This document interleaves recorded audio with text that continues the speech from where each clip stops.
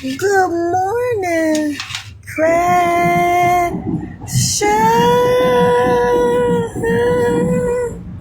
Wah, wah, wah, wah. How you doing, baby? Happy. I hope I ain't got nothing in my teeth. Happy. What's today? Saturday. And today on Coffee and Conversations with your girl, Shakenya.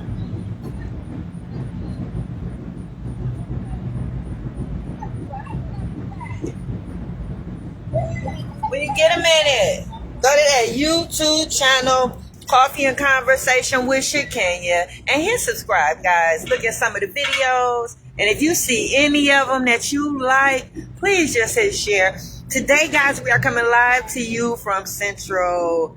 Yes, we are on college campus, guys, and we are having a ball, okay?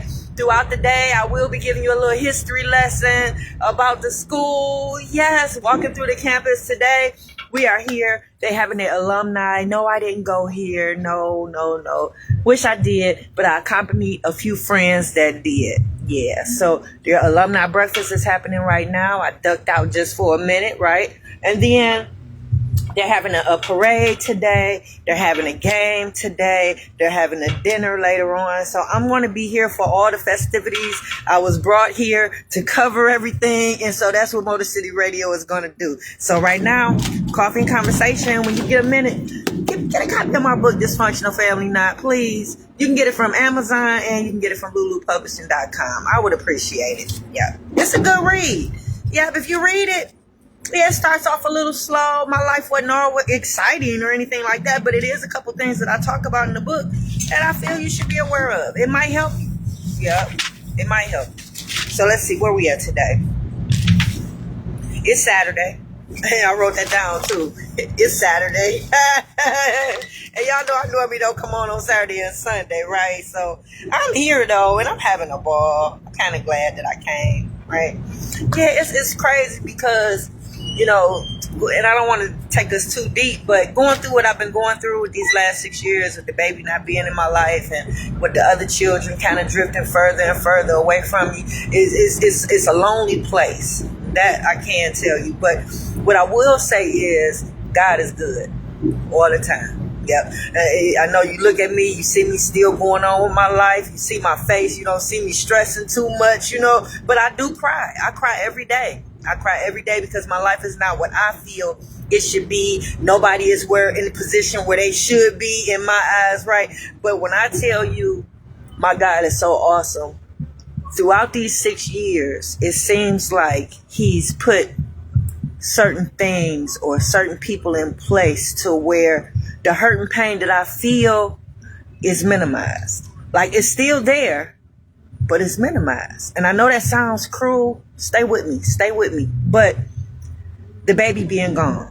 Yeah, I still have other children. I'm here for them. But it's a certain need that I was supposed to be there to address with the youngest. Certain things that I was still supposed to do that I probably already did with the older children that I was supposed to. But when I tell you the Lord has put young ladies in my life that needed guidance, he's put young ladies in my life that needed a mother figure to where they call me anytime, ask me for advice. Now, it's not the same as my baby doing it, right? It's not the same as that.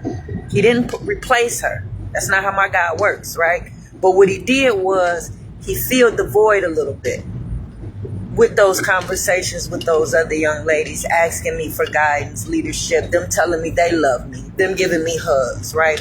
Even now, being here on campus, right? Being immersed in this culture right now, right? My God. Yeah, because, and this might sound crazy, but I wanted all my kids to go off to college. I wanted all my kids to go to a black college. I wanted all my kids to be a part of that culture, right? College is not for everybody. We know that, right? But just the fact that I wanted that. So just to have one of my kids go off, right? So a Okay. So Central State, they having a breakfast, monster and culture. I grew up watching the Cosby Show in a different world. I had my kids watching the Cosby Show in a different world, right? That's to let you know how deep I wanted them to go, because I couldn't go. I was a mom, a teenage mother. I mean, it was just not in the cards for me to go, but I definitely wanted all my children to go off to college, at least one, right? So the oldest daughter decided to go to nursing program at a community college. That was wonderful. Long as my children are educating themselves further in their education, long as all my children had a plan to do something, I was all for it, no matter what it is, right? True enough, I'm okay. If it would have felt better if it was a plan that was cultivated when they were children, right? Because that's what sticks. When you develop a plan with your child when they're like in middle school, that sticks in most cases, right? Because you're going to have a situation maybe to where one of your children might not be receptive to whatever it is you're trying to give them. I know it sounds crazy. I know you don't be looking for that, but I'm here to tell you it might be a chance that one of your children might not be receptive to everything that you're trying to give them and do for them, even though you know it's for the best, right? Sometimes they got to come out, go around, hit their head a couple times, and then double back and figure out, oh, okay, well, mom, you was right the first time. Right? But sometimes it happens. Yeah. You got to keep in mind, your children are influenced by other people. You're not your child's only influence. So, yeah, you might have an ironclad plan, and it might be looking like it's going through and being followed. But you best believe somebody can get in your child's ear, manipulate, change, alter, and now it's a whole nother plan. Your child doing something else on another different path, making choices and decisions that have nothing to do with you. Right. So it happens. So when the baby decided to go off away to college, that was a big deal. Like, I knew before she left me that was in the plan, right? That was something that she was going to do. So for her to go off, yeah, that was a big deal. My whole family should have been a part of that. Yeah. Because she was a part of my legacy as well as he is. She was a fixture in my household as well as his household. So we all should have been reveling and happy and excited about her going away to college. Nobody should have been left behind from that plan, right? Her going away, yeah, that means I did something right. That means I did something right for that oldest boy to graduate high school and pursue a career in culinary arts. I did something right for that oldest daughter to graduate high school and then jump into a nursing program immediately after. It was a smooth transition because of that plan, right? And then the baby going off, graduating, following her brothers and sisters, and then going off to college. Like, we should have been right there for all of that. All of that, right? Let me tell you, when he planned her send off, he didn't include me. He just planned it on her own for her prom send off, and then for that the open house, never got a call for that. I would call her, she didn't answer. Like, never let us know when it was taking place. We never went. Then when she went off to college, we didn't even know she was gone. Didn't say goodbye. We wasn't invited to go off. Like, kept me in the, when I tell you, kept me in the dark for the whole 6 years. Whole time she was in school. How do I get left in the dark? Somebody that got up and took her to school every, like, how do you do that to a parent? How do you do that to a parent? How do you take a child and turn a child and take a child from another parent? How do you do that? Right? How selfish can you be to do that? Right? So, yeah. Man.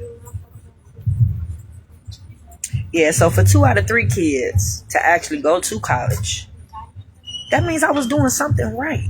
Right? So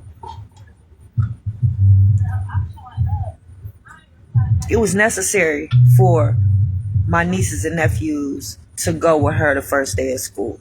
It was necessary that my grandchildren, we all should have piled up and went off to school. That would have been amazing for the grandbabies to see the campus, right? Can you imagine what that would have done to them?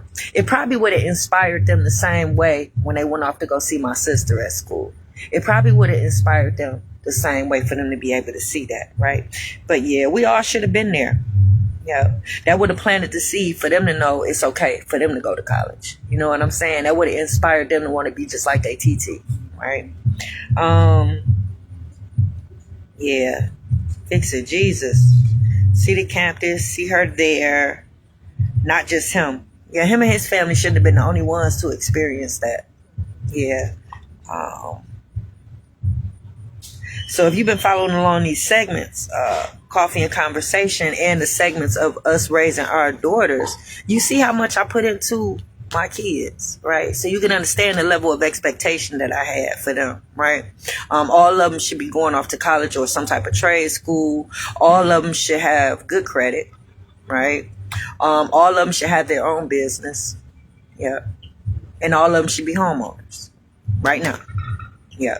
And I know it's unfair to set a level of expectation for your children, I guess. And then, they might not follow. They might change their minds. They might do something different. Yeah, I get that. But at least the tools were given for all of this to happen. And it was expected, right? So if none of them are doing that right now, it's because of possible life choices and decision making. So that's not to say good or bad, but just know that that was the level of expectation, and that was what was in plan A. So all the tools were given to make sure all those things happen for all the children, right?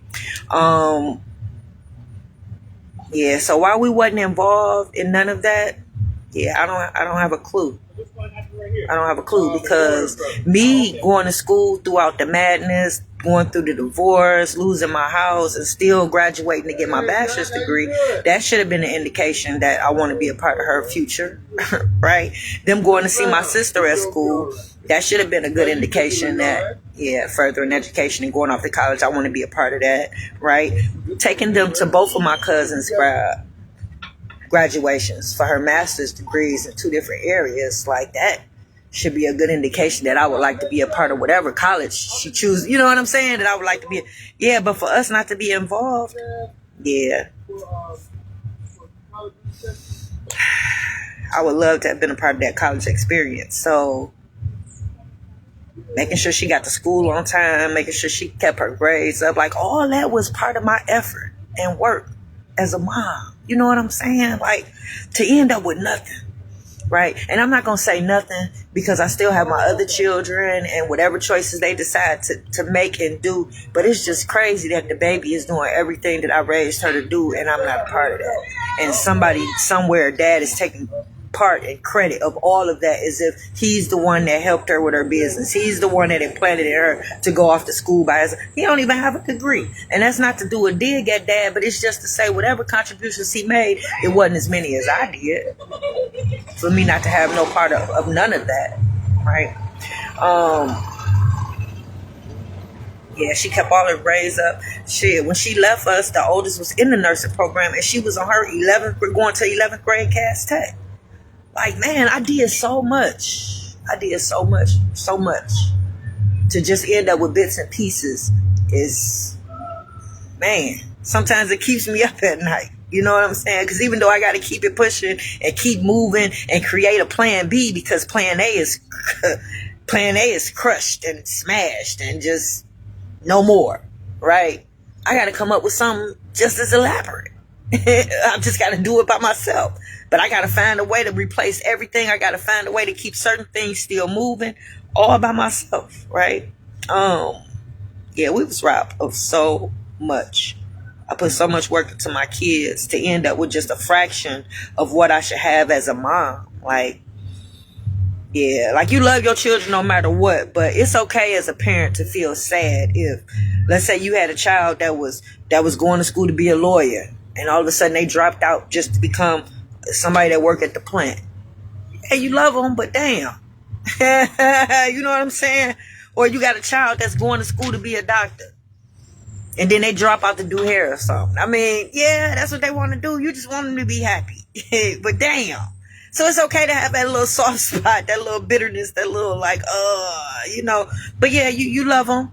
Because in all actuality, you just want them to be happy, right? All I wanted for my children was for them to be happy, no matter what profession they chose, no matter what lane or whatever. I just hope they would use some of the tools that I provided for them, because it was to help make their life a little easier. But just so they, just long as they are happy and they're doing something that they love and passionate about. The last thing I would want is for them to be out here not going off the plan that we set, because I had to set a plan with my children from middle school to ensure that when they get to high school and they graduate and it's ingrained in them. So if any of my children jumped off the track, baby, that's devastating alone, because they had the blueprint.